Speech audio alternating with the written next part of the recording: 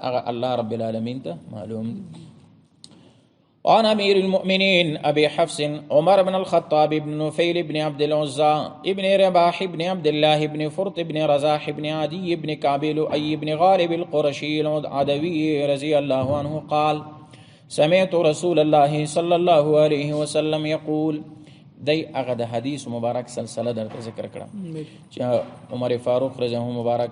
دا د چا زوی دی د خطاب او هغه د نفیل او نفیل د عبدالعزا زوی دی او هغه بیا چې دی د رباح زوی دی او هغه د عبدالله او هغه د فقرت او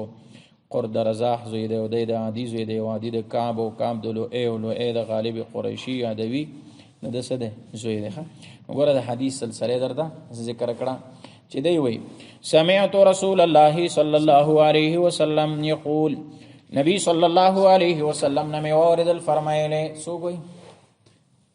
عمر سے رضی اللہ عنہ انما الآیات یقینا دار و مدار د اعمال موقف دے ترنے ته پوری و انما لكل امرئ ما نوى یقینا د هر سړي د پاره به هغه چې د نیت کړي فمن كانت هجرته الى الله پس د هر هغه چا چې هجرت الله ته او رسوله رسول د الله ته فهجرته الى الله ورسوله پس هجرت د چې دی الله ته دی د الله رسول ته دی. اوس د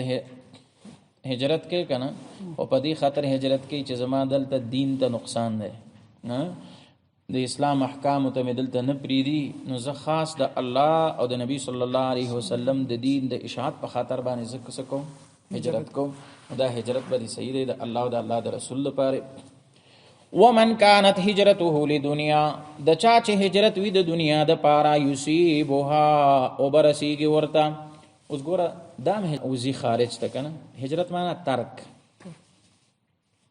دیتم سوی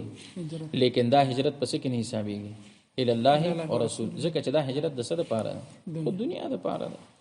نو ځکه نبی عليه السلام فرمایي ومن كانت هجرته لدنيا د هر هغه چا چې وی هجرت معنا باندې پوښوي پری خودل ترک کدل لدنیا د دنیا د پاره یصيبها وبرسیږي ورته دنیا به حاصل کی. اوس دا قسم ودم هجرت کړو مثال چې مرشوا بلا ورس خود څه په خاطر ته دنیا په خاطر او امراتین یې هجرت کړي د خزې د پاره ينکحها چې پسې وخلی نکاح فهجرته پس هجرت د دبا الی ما هغه طرف ته هاجر الیه سشته چې څه کړي هجرت کړي. دا واقعه د سیوخه چې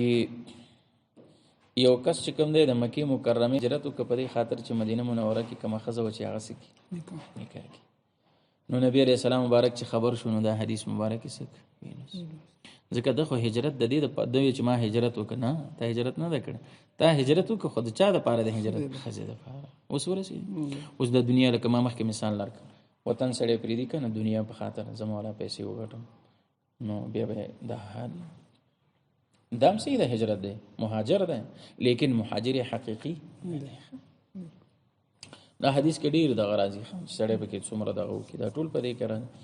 عموم کې دا چې هجرت معنا پرې خودل تو وطن د صد پاره پرې دی وګورم مقصد اعظم